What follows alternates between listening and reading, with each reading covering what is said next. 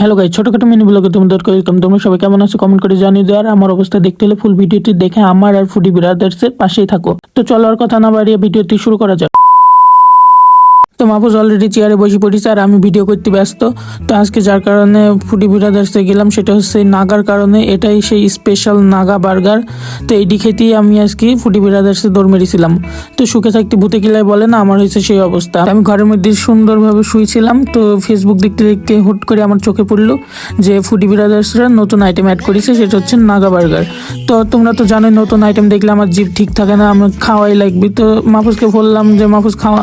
তো মাহফুজ প্রথমে রাজি হয়েছিল না, পরে অনেক কথা বলার পরে রাজি হয়েছে। দিয়ে বললো ঠিক আছে চল নিয়ে যাবো। তোমরা তো জানোই আমি জন্মের গরিব, অফার প্রাইস ছাড়া খেতে যাইনি।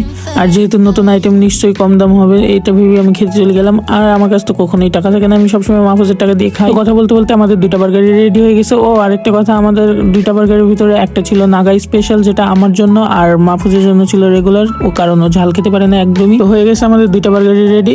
তো এবার প্রথমে মাহফুজকে দিয়ে দিলাম ওটা, এরপরে আমার এই যে সেই স্পেশাল নাগা বার্গার, যেটা খাওয়ার জন্য আমি দৌড়ে দৌড়ে চলে আসলাম। জানি না এটা খাওয়ার পরে কাল সকালবেলা আমার কি অবস্থা হবে। তো যাই হোক, খাওয়া শুরু করে দিই। এবার মাহফুজকে প্রথমে বললাম তুই খা, কারণ আমি যেখানেই যাই সেখানে ক্যামেরাম্যানকে আগে খাই দিই, সেটা মাহফুজ হোক বা রাহুল। তো মাহফুজ যেহেতু রেগুলার বার্গারটা খাচ্ছিল, তো ওকে বললাম রেগুলার বার্গারটা রিভিউটা দিয়ে। তো ও বলছিল যে অনেক ভালো হয়েছে। আর এদিকে আমি বসে বসে অপেক্ষা করছিলাম কখন ওর খাওয়া শেষ হবে আর কখন আমার ক্যামেরা ধরবে আর আমি কখন খাওয়া শুরু করে দেবো।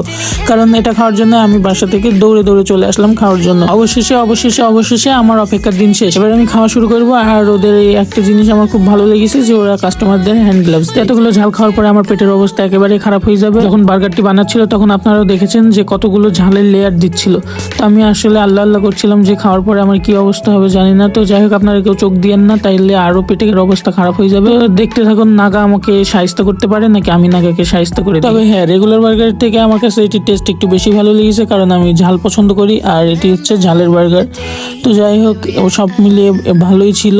আর হচ্ছে প্রথম কামড়ে আমার খুব একটা ঝাল লাগেনি, তবে দ্বিতীয় কামড় দেওয়ার পর থেকে আমার ঝাল লাগা শুরু হয়েছে। তবে এতটাও ঝাল না যে আমি সহ্য করতে পারবো না, আমার সহ্য করার ভিতরেই ছিল আর কি ঝালটা। তো বলবো না যে ঝাল হয়নি, ঝাল হয়েছে, কিন্তু আমার সহ্য করার মতো আর কি। তো কেউ অযথা রিস্ক নিতে যাবেন না, যার কনফিডেন্স থাকবে যে আপনি পারবেন সেই খাবেন। ধন্যবাদ। তো মজার একটা কাহিনী শোনেন, আমি রিমেল ভাইকে বলছিলাম যে ভাই বার্গার শেষ হতে চললো অথচ আমার ঝাল লাগছে না। তো ভাই কি করলো, আমাকে মেয়োনিজ দিয়ে দিল। আর আমি মেয়োনিজ দিয়ে যখন খাওয়া শুরু করলাম তখন ভাই আমার কান দিয়ে মুখ দিয়ে সব ঝাল বেরোইতেছিল। তবে আমি আপনাদেরকে সাজেস্ট করবো যারা নাগা খাবেন তারা অবশ্যই মেয়োনিজটা অ্যাভয়েড করবেন। বার্গার শেষ হয়ে যাচ্ছে, তাও আমি খেয়েই যাচ্ছি। তো এটা দেখে রিমেল ভাইয়া একটু অবাক হয়েছে, যার কারণে আমাকে আরো 1 চামচ নাগা দিয়ে এটাকে নাগা প্রো ম্যাক্স বানিয়ে দিয়ে দিয়েছে। তো যাই হোক, আমি এটাকেও শেষ করে দিলাম। আমি যেহেতু খাবার ভালোবাসি, ঝাল পছন্দ করি, তো আমার কাছে এটা কিছু মনে হয়নি। হ্যাঁ অবশ্যই ঝাল হয়েছে, ঝাল হয়নি তাই সেটা বলবো না, ঝাল হয়েছে, কিন্তু আমার সহ্য করার মতো। আপনাদের কেমন লাগবে আমি জানি না। তবে যাই হোক, আপনারা একটু ট্রাই করে দেখেন, যারা ঝাল পছন্দ করেন তাদের অবশ্যই ভালো লাগবে।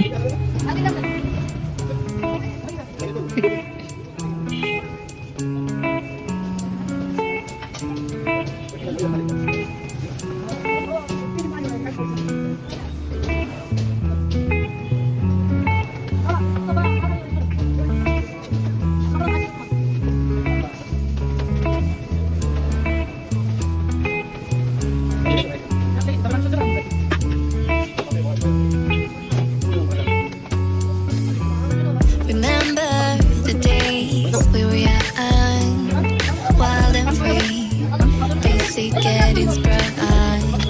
We used to dance the night away, hang out the whole next day, laughing, having fun.